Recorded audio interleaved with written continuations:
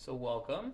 Um, every Wednesday we have our Soul Salon series, which is a composite of Torah learning on the Parsha, and it's not always the Parsha, but for Bereshit, for me, it is my favorite book of the Torah. All the stories of the forefathers, brothers, so instrumental, so according to Kabbalah, part of our own DNA, our own makeup. When Abraham and Isaac and Jacob are doing these tests, they instill in our DNA what they did within us, and we believe the Alter Rebbe said you have to live with the times. That every week's Torah portion is really the theme of that week. It's actually what's going on in the world. And we're going to talk about tonight a bit of that, how we can see what's going on in what's our current events, what's going on in the world around us, in what we're reading about in this week's Torah portion. There's many examples of this. So you can find fascinating things connected to current events from 9/11 to many things throughout history that you can find within the Torah portion of the week. If you're interested, I'm happy to show you. And we often incorporate meditation, music, socializing, and we want to continue to grow. For Wednesdays, I want to give a big shout out to my two hosts over here, Lexi and Jody, best. We, this week, with everything going on, I find it all the more. It gives me strength to know that it's talked about thousands of years ago exactly what's going to happen. What do I mean? So before I tell you what I mean, I'm going to give you a quick overview of this week's Torah portion. And even before that, let's go really, really quickly around the room. Just say your name, and that's it. Michael. Jody. Allie. Brian. Sarah. Lexi. Peter. Tess. Saul. Israel. Benji. Eli. Isaac. Thank you all. I love the biblical names, very much connected to the Yeah, Parsha. yeah. And it's all about you this week. So pretty good. much. It's a That's good. why I'm up front. That was a good finish. That was a good finish right there. This Parsha is called Vayera. God appeared. God appears to Abraham after he has a circumcision at 99 years old. Not easy. My grandmother's turning 98 this week. I won't make her go through any tests or anything difficult though.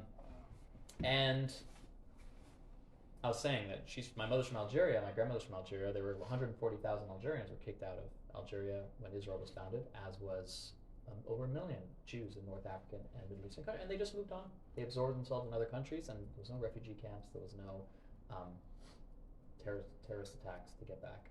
Algeria, it's just that's war. That's what happened. We're going to get into all that tonight. Avram God appears to him at 99 after he does that, and instead of nursing his wounds, Abraham waits for guests. He was so embodying love and giving, he waited for guests. And God says, you know what, you want guests? I'm sending some 3 angels. And one of those angels tells him that your wife Sarah, who's been barren her whole life, she's going to have a miraculous child named Isaac, named Yitzhak. Yitzhak means laughter. Sarah said people will laugh at the miracle that I could have a child. And the angels don't just tell him that a year from now, 9 months, you're going to have a child. They also say that we're going to destroy the city of Sodom. We've all heard of the Sodomites, the Sodom, where they're very wicked people. They're very cruel to their own. And Avram hears this, and he prays. And God says, I hear your prayer, but they don't come to an understanding. Avram says, if there's even like 10, 20, 30 righteous people, are you going to destroy the whole city? God's like, I won't. If there's even that, I won't. But clearly the whole city was pretty wicked. One decent person was Abraham's brother-in-law, Lot. Lot Nephew. was a nephew? Yeah. His brother's son. His brother's son. Yeah. But Sarah's also his cousin, so it throws me off. Anyways, I don't know. I don't think they were siblings. I don't think Sarah and Lot were siblings. I think you're right. They were from different brothers. Yeah. Different brother. So Lot tries to have guests as well. He loves guests. He got that from Abram. And when the city hears that he has guests, they try to kill him. And Lot, the angels save Lot's life. They blind the people that are trying to get in, and the people of Sodom are killed. And it's pretty fascinating stuff. How like his wife turns back because she misses Sodom, and she's turned into a pillar of salt. It says, and the whole story is that she wasn't even willing to lend salt to people. She wasn't like her husband. She wasn't giving at all. The Parsha kind of. Abraham moves again. He moves to Gerar, and the Philistine king takes Sarah. Sarah gets kidnapped a lot throughout the Torah, but they never succeed. In a dream, God warns King Abimelech that if he will die unless he returns Sarah to her husband. And he does so. And then Sarah is blessed with her son, Yitzhak, Isaac. Ishmael and Hagar, who are Avram's other wife and son, Sarah gets worried that he is creating trouble for Isaac, and she has Avram banish him and her. And God saves their lives by showing them a well. And the Midrash says that the angels cried to God and said, their descendants are going to kill your people. God said, at this moment, they're not worthy, they're not deserving of that punishment, and therefore I will save them. And Abimelech, that king, makes a treaty with Avram. And finally, one of the most famous stories of all time in the Torah, God tests Avram with his final test, 10 tests. The final one is to bring Isaac to bring Yitzhak, his son, as a sacrifice, which goes against, we'll talk about it, but it goes against everything that he believed in. And Avram says, if you say it, God, I will do it. And before he does it, a voice from heaven tells him this was a test, you're good to go. And a ram is put instead, which is where we get the shofar. We blow the shofar because of the ram's horn to remind God to have compassion on us. All right. That is a summary of this week's Torah portion.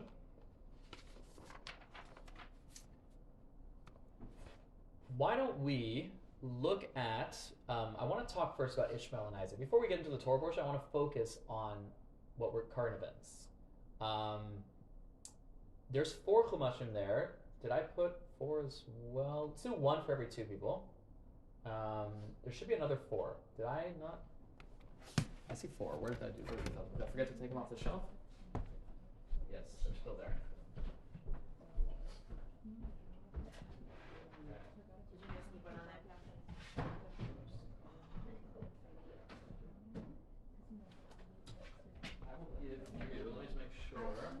Oh, you guys have yeah, she doesn't. Here, you two do one. You two. Thank you. Of course. Yes. You guys. And then let's do you know what? Oh, okay. So I want you to turn to chapter 16, verse 11.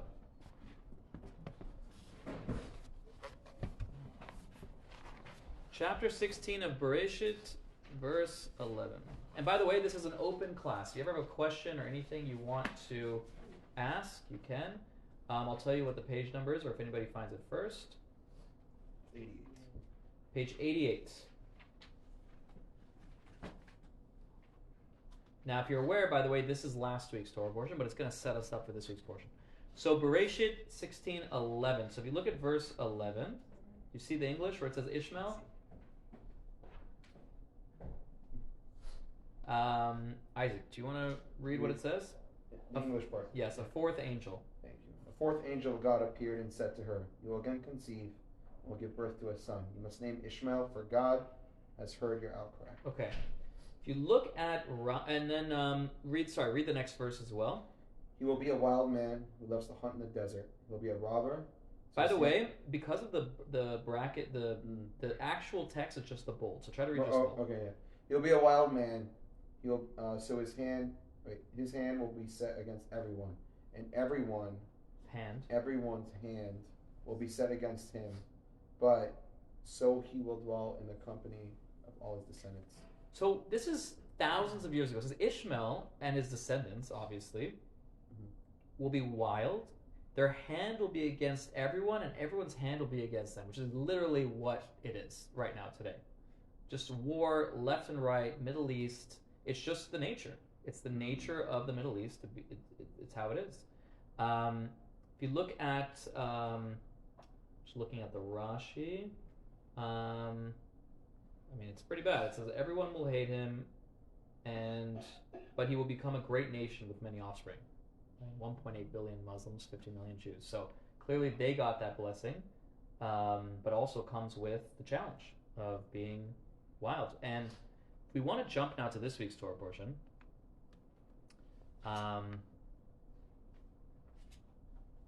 It's interesting also because you say, oh, well, everyone's like that. I mean, all of humanity, yes. Like the descendants of Esav, Jacob's twin, which is like the West, Europe, America, were savages too. But over time, the West refined itself, or at least civilized itself, right? It became a different kind of issue that we deal with. and Christianity in the West we have to deal with a lot over time, no question. Look at chapter 21 now. So this was 16. Jump to 21, this week's Torah portion. And let's read what happens in this week's Torah portion. So it should be on page 117. It says the birth of Isaac at the bottom of page 117. So I'm going to read just the bold, okay? Pretty much. God remembered Sarah as he said he would. And God did for Sarah as he had spoken to Abram, which means she bore a son. Next page. Page 119. Sarah conceived and bore Abram a son in his old age at the appointed time of which God had spoken. Abraham named the son who was born to him, whom Sarah had borne him, Isaac. And Abraham circumcised his son Isaac on the 8th day, as God had commanded. By the way, it says in the Midrash that Ishmael and Isaac had an argument one day. Ishmael said, I'm much greater than you because I chose to have the sacrifice of doing a circumcision at 13 years old. That's difficult. You were a baby. You had to do it. It was not your choice. And Isaac answered that I had to do it because my connection to God is not a rational one. It is one that is beyond understanding. It is something that is a committed faith that's beyond understanding. A lot of Judaism we think is very cerebral. We look at nature. God gave us the Torah in a revealed revelation to a mass group of people. It's much more rational than most religious practices that are often just based on one guy. And a lot of the Islamic system is based also on submission and not asking questions. So you would think we're more... The truth is, Judaism at its core is about a faith. It's about a supra-rational connection that transcends always our limited human understanding. And if you look at Abraham later in the Parsha bringing Isaac as a sacrifice, if you look at Isaac agreeing to it, if you look at the circumcision, you look at all we've gone through over history, at the end of the day, we're basing ourselves on a commitment to Hashem, to a cause that's higher than we can always rationalize. So Isaac says, 8 days, you're right, but 8 days shows that it's a connection higher than my understanding. 8 is miraculous, right? 7 days of the week, 7 colors, 7 notes of the Western musical scale, 7 weeks to Shavuot. Eighth represents transcendent, miraculous, higher than nature. And we're going to talk about that later when Isaac's brought as the sacrifice. So let's jump to verse 9. They grew up. Sarah saw Ishmael, the son whom Hagar the Egyptian had borne to Abram. I just want to see the Hebrew. It says, all it says is, Metzachet. He was like laughing. He was playing with Isaac, but clearly it was something that had to do with degenerate behavior that was dangerous to her son. According to Rashi, Rashi is the foremost biblical commentator who lived 1,000 years ago in France. If you look at Tess, which is like the top row, it's just Hebrew, but I'll read it anyways. The top row here of Rashi's commentary, Lashon Avodah Zarah means that he was into idol worship. As we see in another place, it uses the word the word laughter comes up again and again. Ishmael's laughing with Isaac. Yitzchak laughs with Rivka later. Sarah laughs and names him after. So this interesting, just what laughter can mean. And he basically says that he was taking arrows, and he would put Isaac out there, and he would like shoot arrows to like not an apple on his head, but near him, and it was like very dangerous, like almost like could kill him. When Sarah saw that, she said, "I've had enough of this situation." Remember, she gave her handmaid to be the wife when she couldn't have children. So she said to Abraham, if you look at number 10, she said to Abraham, "Cast out this woman and her son, for the son of this woman will not inherit together with my son Isaac." Verse 11 says, the matter greatly distressed Abraham. So one commentary is saying it was his behavior that distressed him. Another one is that Abraham simply loved his son and didn't want to cast him out. He was grieved over sending his son away. And we'll close off with this. God said to Abraham, "Do not be distressed about the boy and the woman. Whatever Sarah tells you, listen to her voice. For it is through Isaac and his descendants that will be considered yours." And that's what he does. Oh, if you look at the next page, the final verse of that, "But I will also make the son of this woman into a nation, for he is your offspring." So you can close your books. What do you think of that description of Ishmael and Isaac? you'll still be a great nation, still have them, be a strong people, but not to inherit without. You know what's interesting? Christianity, which is basically we believe spiritually comes from Yaakov's twin brother Esav. Christianity never denied Judaism.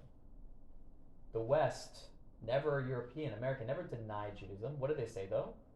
Is that God changed his mind or created a second covenant, moved on type thing. Even though we have tons of verses that say, I will never abrogate my covenant. I will always be with the Jews no matter what you do.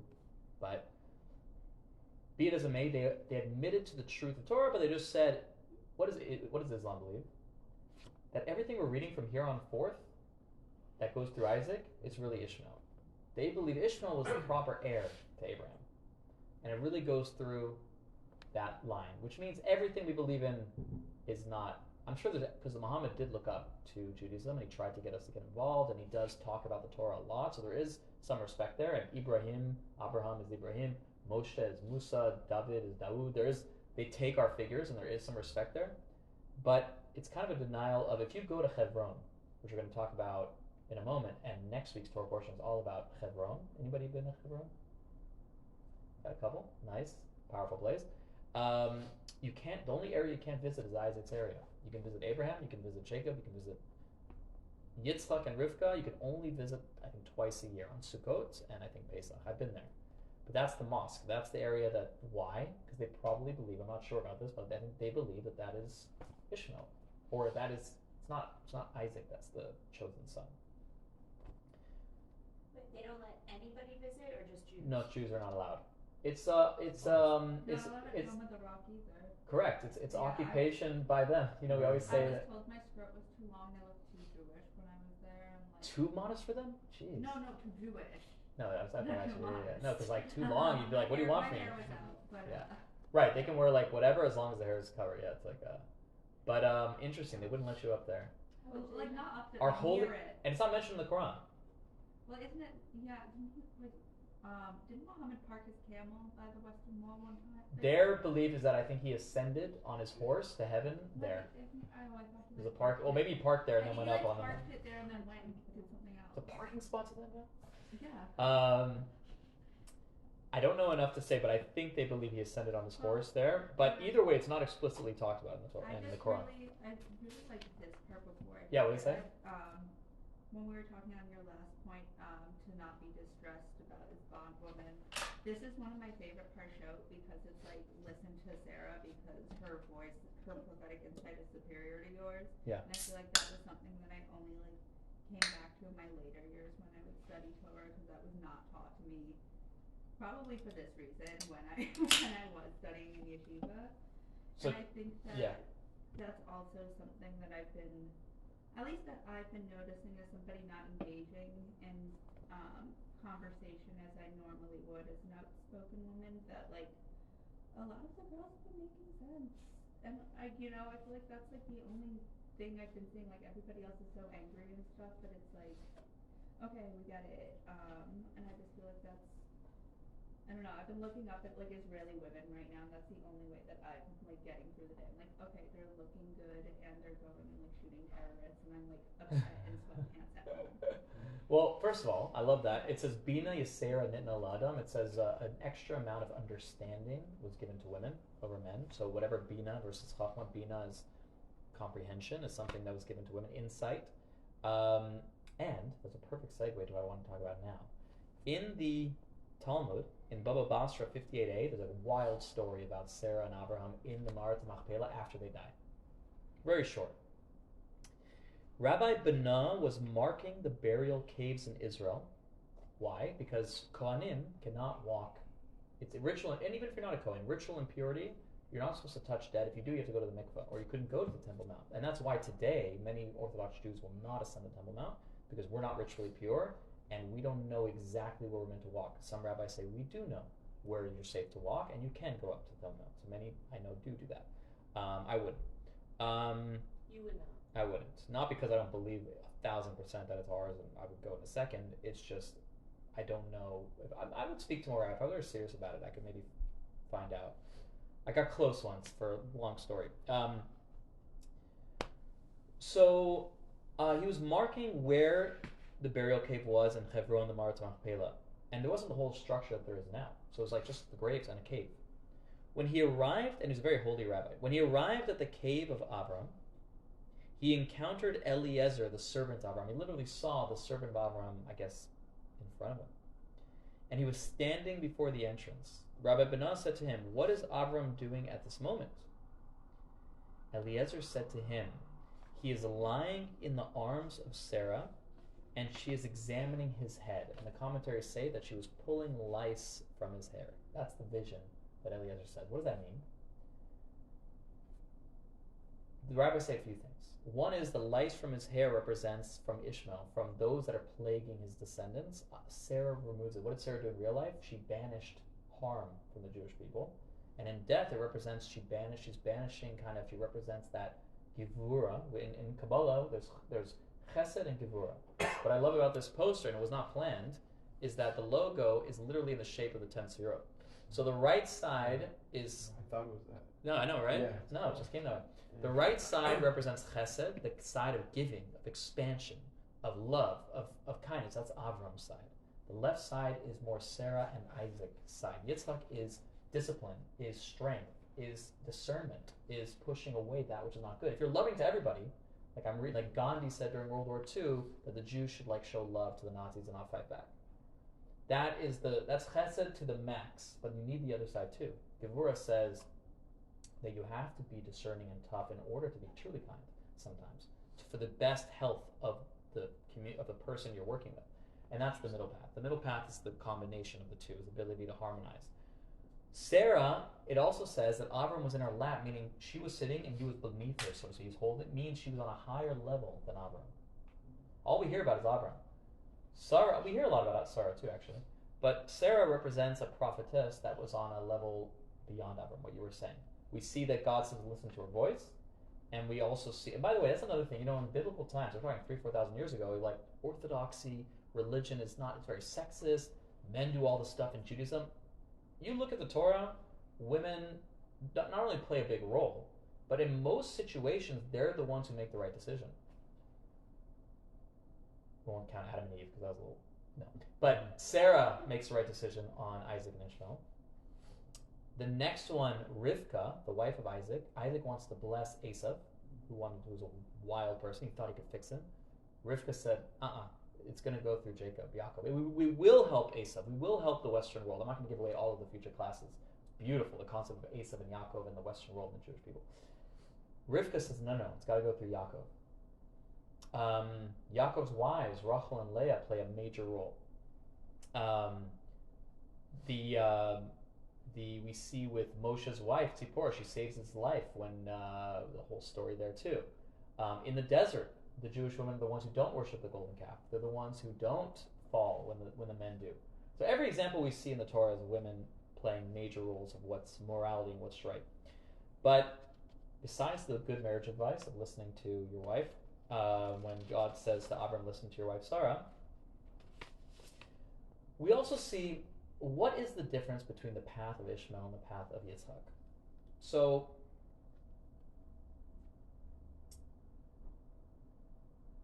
there's a lot of the story that you've already learned in last week's Torah portion, this week's Torah portion. Why did Hagar marry Abram in the first place? It says that the Pharaoh saw how great Abram was when he kidnapped Sarah. They came down to Egypt, and he said, better my daughter be part of this people than to be a princess here in Egypt. And Hagar was given over to marry Abram, and she wasn't given over to marry. She was just to be a maid to Sarah. That's it, just to be part of the people on some level. And when she couldn't have children with Sarah, she said, better you have a child through someone, better through this righteous, Hagar was at the time considered a good person. And by the way, Hagar and Ishmael get a pretty good rep in the Torah. We believe at the end that Ishmael did teshuvah and Hagar did teshuvah and recognized Isaac's place.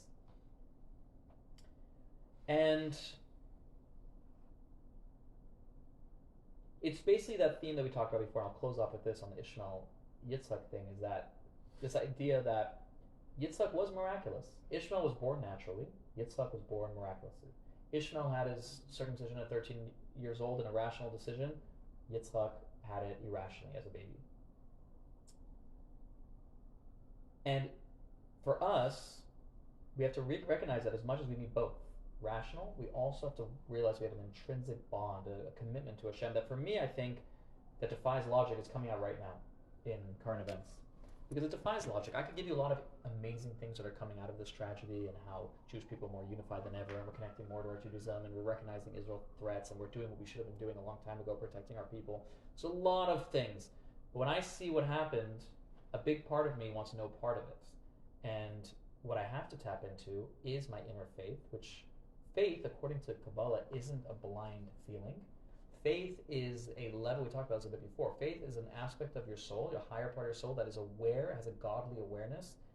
You could almost say is seeing God at all times. Your conscious self, not. But that part of you is aware of that higher reality, and it trickles down into your subconscious. It's that feeling that Jews who were secular their whole lives and gave up their life for Judaism, why? Bow down to the cross and we'll let you live. No. What do you mean no? You're not even religious. Somewhere deep inside is a part of a Jew that says, I know what's truth and what's not. And I think now we're being tested to tap into that. Tap into a part that's not so... It's easy to believe when things are flowing and your miracles are happening, everything's great. It's a lot harder when things are going not our way and things seem very difficult. So, talk for a while. I want to hear from you guys. So, before I move on to the next topic of the Parsha, anything on Ishmael, Isaac, anything? Good. Okay. Mm-hmm. Yeah. Let's circle back. Is there anything anybody liked that they want to touch on in the text? Anyone stand out to you? Any of the commentaries? Or know him, safe about here. Okay. So guys, on page 2, on the second page, it says the words. By the way, what's the context? You actually looked it up in the book. I did look it up, right. So Avram. So God's speaking about Avram. Right. He's saying, "I know him." I'm not sure. I don't remember exactly. I think it has to do with when Sodom is going to be destroyed. Okay. And God says, "Should I tell Avram or not?" And he says, "Yidaiti, I've known that he is someone that is worth." Like I tell him, let him know what's, because God comes to Avram and tells him about the destruction of Sodom. Why tell him? Mm-hmm. And he says he's the one I'm going to build through. He deserves to know. So what does it say? What does the Bahir say? Interesting. Sefer Bahir we have over here in English, translated by Ari Kaplan. It's one of the oldest books of Kabbalah that exists. Yeah. So said the divine attribute of Chesed. As long as Abraham was around, there was nothing for me to do, for he did my work in my stead. So what does that mean for you? For me, it's pretty cool. I think, because I know we all say that God's inside of us, right? But a lot of times when we feel helpless and hopeless, like we're praying to like a separate entity, asking to like bring compassion, bring mercy, bring love. But God was like saying to Abraham, he's like, it was all in him, which means also like it's all in us too. Like if we could channel attributes of mercy, compassion, love, patience, right? So God's like, you're doing my work.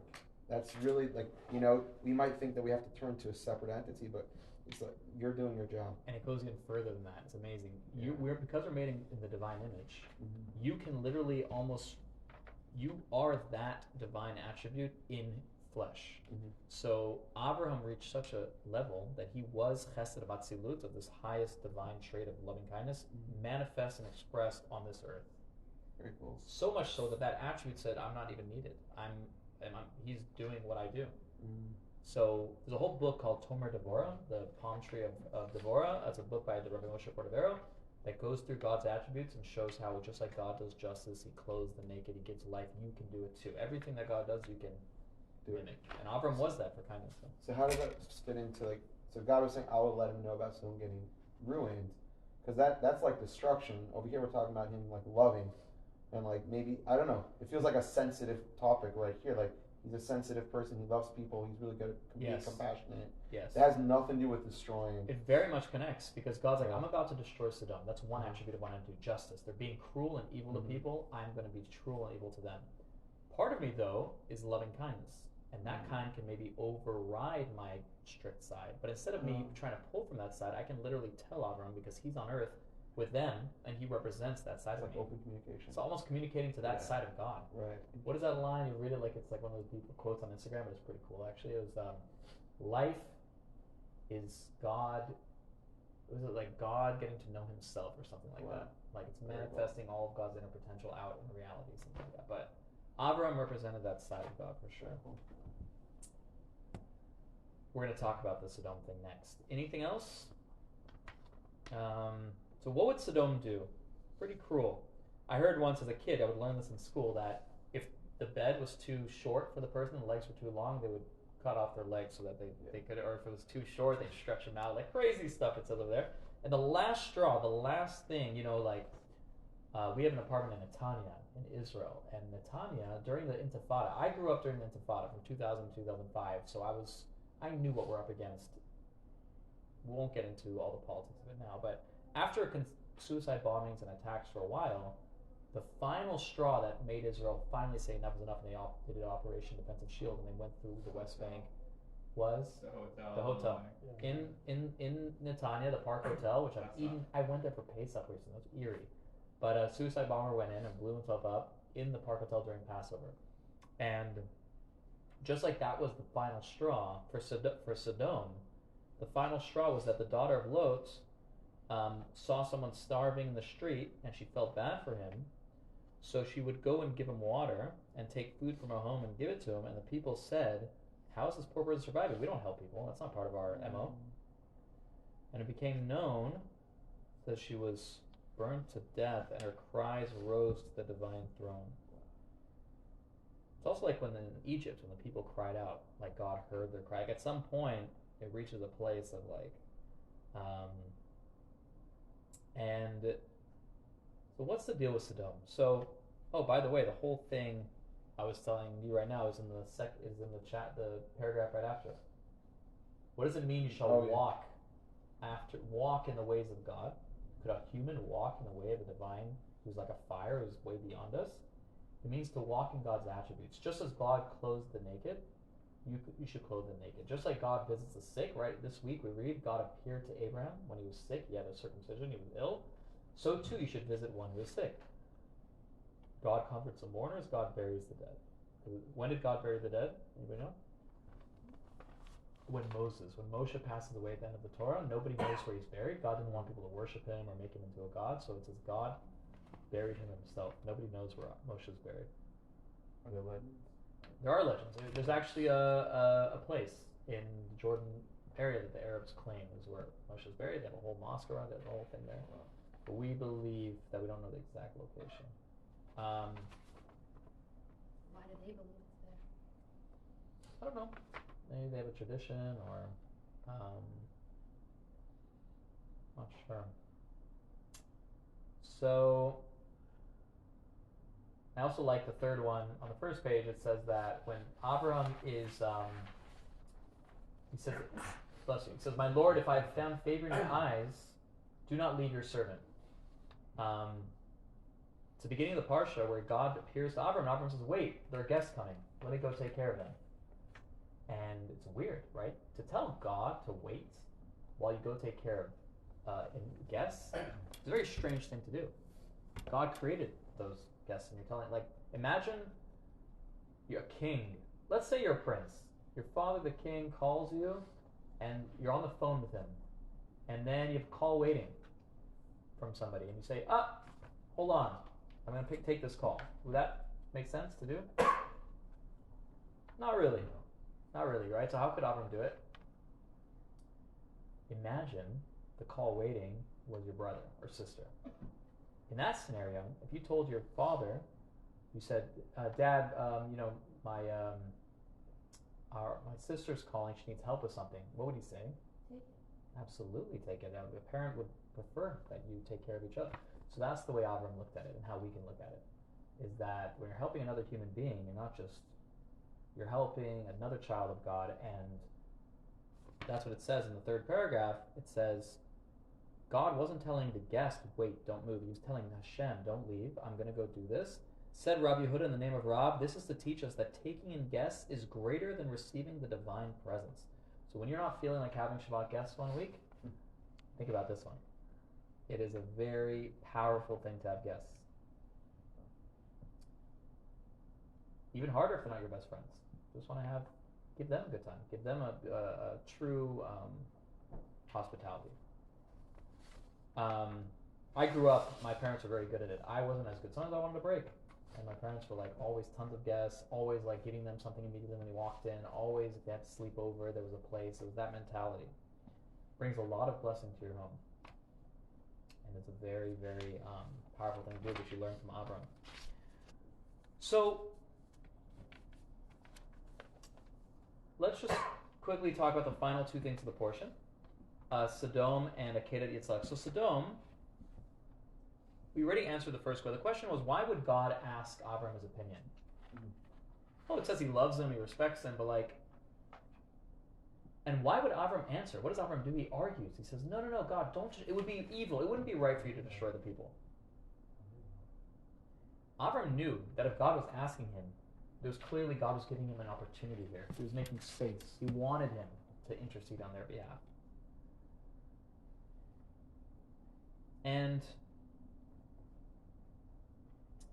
you know, right nowadays with what's going on in the world, we have an opportunity to pray for the captives, to pray for the soldiers, to intercede and tell God, no, this is not acceptable. Abraham and Moshe show us that you can argue with God. Avram argues with God straight up. He says, don't do this. Ultimately, God listens and says, I'm going to do it, and fine, but you can argue. Say, Hashem, this is not acceptable, what's going on. I'm sure there's a reason for it, but it has to stop. And you can pray that way and ask Hashem to stop what's going on in the world. But notice when Avram's refused, at the end, it says Avram went back to his place. And the sages say it means that he continued. He prayed the next day. He didn't like say, oh, I didn't get what I wanted. I'm not going to have this relationship with God. He still kept his connection, his relationship, even if it didn't go his way. And that's something that we're doing now. Even if the world is not going the way that we want, we try to change it. We're not cutting our losses. And how much more so, if Avram tried to defend wicked people in Sodom, we can definitely defend righteous people that are on the front lines and are in captivity very vociferously. I wanted to throw that word in there. I'm glad it worked out. Finally, Akedat Yitzchak. The Torah portion ends with the binding of Isaac. Unthinkable. Not just why was it so unthinkable that God asked Avram to sacrifice the son? Not only is it crazy to have to kill anybody, how much more so your own child? But you know what was one of the hardest parts of it? Avram had dedicated his life to teaching people not to do human sacrifice. That was a thing of that time. And Avram's like, no, there's one God, every life is sacred, you cannot do this. It would make him look like the biggest, hypocrite, and not only that, God said your whole future is going to depend on this son. Everything is going to go through your son Isaac. All that you stand for is going to go through him. The test was on a level that was beyond. And it's interesting because all of Avram's other tests aren't really talked about. They're in the Midrash. He's thrown into a fire. Why is this one? Because this one is something that Hashem asked him for. And God uses the word please. He says the word please because he knew that this doesn't make any sense. And it's fascinating that when Yitzchak is brought as the sacrifice, he's pulled up and a ram goes there. But it says in the Midrash that Avram prayed to God that it still be considered like he brought him. Like they'd gone this far. It should be counted as if. And God agrees. And when Yitzchak was taken off the altar, there were ashes. It was as if he was brought. What does that mean? What does it mean that our forefather, that we all come from, was brought as a sacrifice? It means that we can't be killed. We can't be destroyed ever. Because Yitzchak, from that moment forward, was like a living dead person. I don't want to get into like Zombieland. He was a normal person. But it says that he reached a level that he wasn't allowed to leave the land of Israel. He was like a human sacrifice. It says, if you take the name Yitzchak in Hebrew, Yud, Tzaddik, and you flip it, you get the letters Kates, Chai, says the Zohar, which means the end. Kates means the end, and Chai means life. He on one hand was the end. He was one hand he lived beyond life, and on one hand he lived. And that's the Jewish people. We are like an immortal people. We do die a lot, but our people can never be destroyed. And the Shalah HaKadosh, he lived in the 1500s, amazing rabbi, he says that Isaac was the spiritual equivalent of Adam before the sin. They were both conceived miraculously from sanctified sources. And just as Adam was created by the holy soil, brought together, the earth, so Yitzhak was not able to leave the land of Israel. And it says that when Abraham was about to slaughter Isaac, it says his soul left his body. And he was replaced or added to by another holy spirit, a soul that came into him. And it says that Isaac, from the time that he was brought as a sacrifice, was like a new creature, like a new being. He had a new soul. And he was like Adam. And that's why, by the way, the ram that took his place, it says, if you read Pirkei Avot, Ethics of Our Fathers, it says there were 10 things that God created from the beginning of time. And one of those was the ram that replaced Isaac. It was supernatural, the ram that was brought.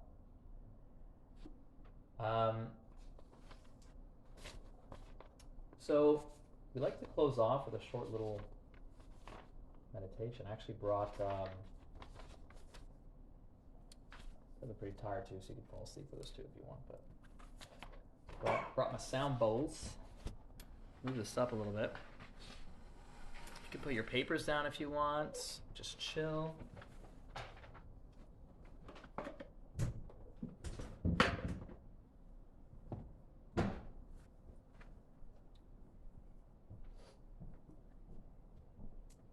short little sesh.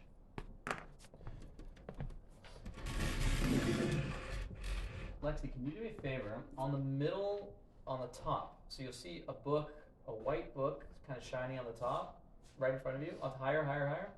All the way on the top. No, top shelf. Up in the middle. Oh, this one. Can you bring it to me? There's an excerpt from there I wanted to read. I know. I only need one. You can buy them for $10 on Amazon. It's my book. But I have a little thing about Abraham. Really short thing. Okay. Jody, you don't have it? No. Her, I need a signed copy. five stars on Amazon is what I need. Okay. Who has never heard Crystal Stumbles before? Alright. That's one maybe. Jeez, you guys are all meditators. Let's do this.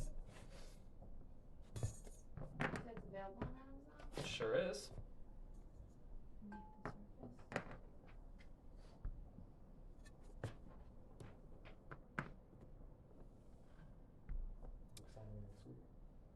Second? Book sign, absolutely. Can you give me the cushion behind your head? I gotta sit on something. Or if we have one of those, they're all in the back. I'll just take this one. Thanks. Okay. And then, Israel, can you start to turn a little more, it's a little darker. There we go. Oh, vibey. Now see, when you come in, the lights have to. We gotta do it right. All right. For a while, I was using the big guy, that bigger one, but these ones I like the best, these little ones. Glad that's before the meditation. I mean, I'm late to things, but at least you tried to catch the medi. That's good. All right.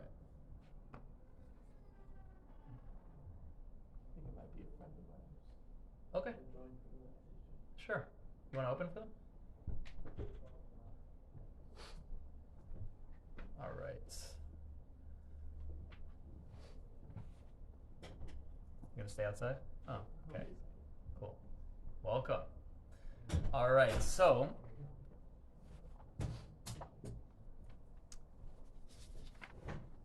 before we start, we talked last week how Abraham, he found God through looking at nature. He looked at nature, he saw the complexity of it, and he said, there must be a source to this. And one thing I've always loved is certain aspects of nature, contemplating them to see just how insanely complex the design is.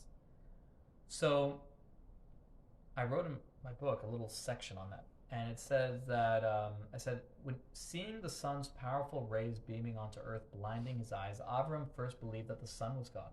When night came, the sun left and the moon took over. The moon must be God, he thought.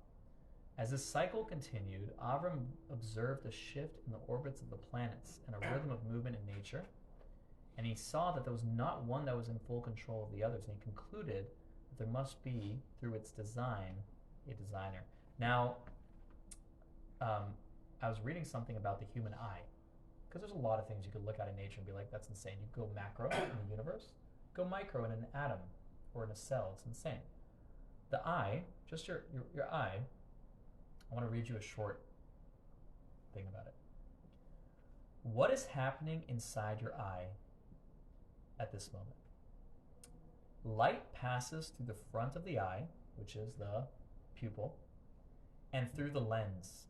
The light goes towards the back of the eye, which is the retina, where in a space less than 1 square inch, there are approximately 100 million small machines shaped like rods. Every rod is connected by a nerve fiber to the brain. The rods contain a chemical substance called visual purple, known as rhodopsin. When the light reaches the rod, it causes the visual purple to break down. This breakdown generates several millionths of a volt of electricity. The electricity is transmitted to the brain through the optic nerve at about 300 miles per hour.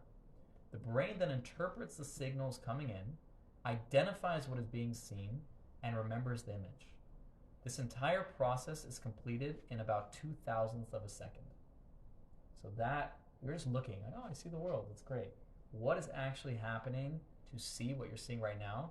It always tripped me out when I was younger, the idea that like, what I'm looking at you right now is not my eyes. It's my brain just taking in everything and putting it all into it. And that's why we see things a little bit differently.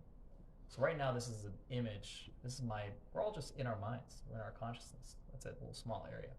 But the eyes allow that light to get to the brain. It's actually really interesting because I put in the footnote a quote from Darwin, who he basically says like, how a nerve comes to be sensitive to light hardly concerns us more than how life itself originated. He basically says that, because Darwin, right, most atheists will use as, or not just atheists, but, those who don't believe in a creation, he says, to suppose that the eye, with all of its inimitable contrivances for adjusting the focus at different distances, emitting different amounts of light, and for the correction of spherical and chromatic aberration, could have been formed by natural selection, seems, I freely confess, absurd in the highest degree. However, he concludes, how a nerve comes to be sensitive to light hardly concerns us more than how life itself originated. So if I can't answer that one, I can also chalk it both up to just the way it is.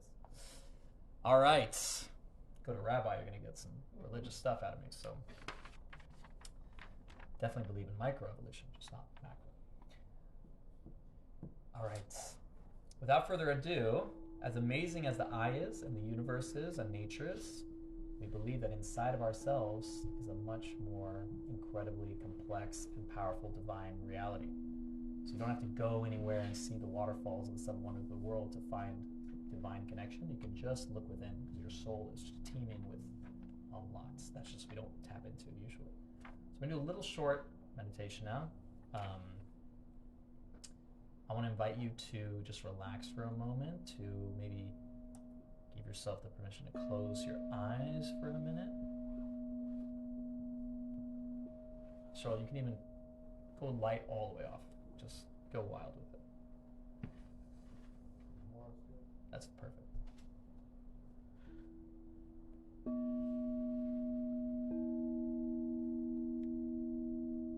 Let's do a couple deep breaths. Take a deep breath in and out. Let's do 2 more. Take a deep breath in through the nose and out through the mouth.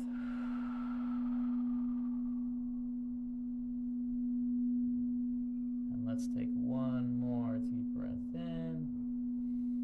Hold it for a moment. And out through the mouth.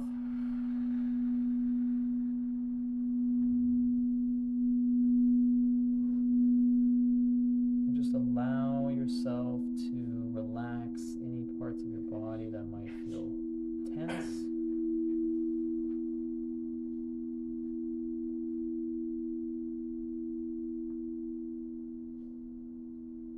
relax your forehead and your eyelids. Unhinge your jaw. Just relax. Neck muscles.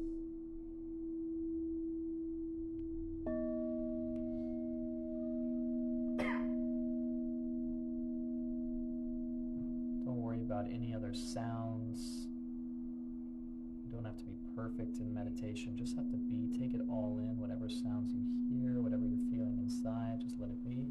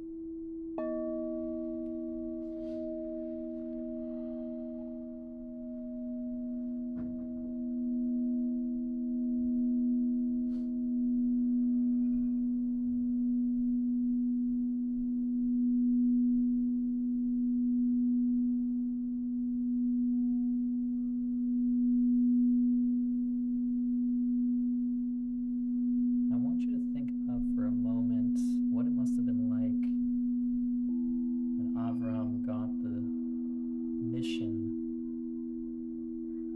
to have to take his son Isaac up to the mountain, Mount Moriah, where the temple was.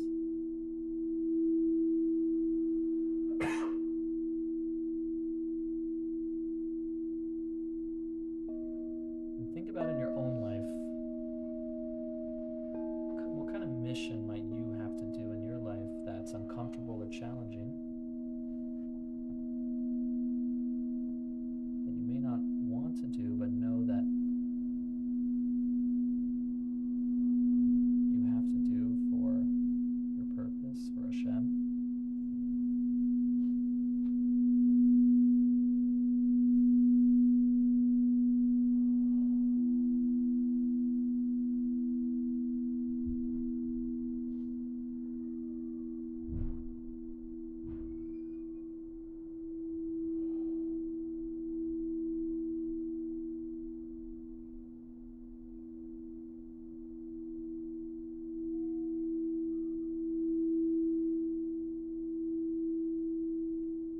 This time that we find ourselves in the world, it can feel very difficult to have faith and commitment when such atrocities take place. The question is, can we dig deep?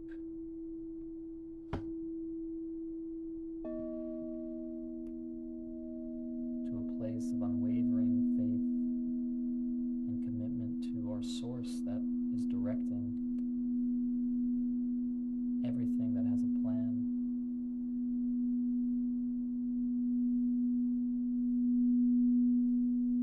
Can we go beyond our limited understanding?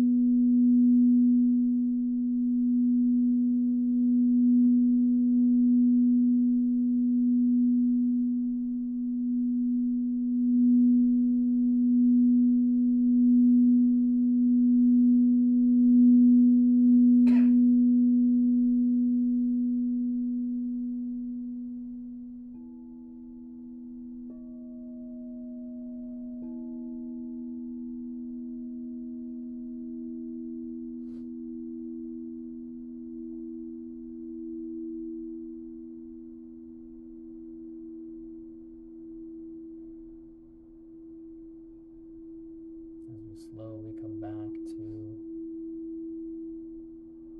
the room. Let's take another deep breath in and out.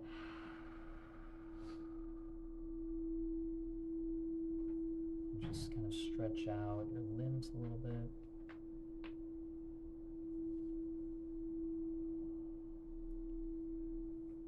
Slowly come back to the space.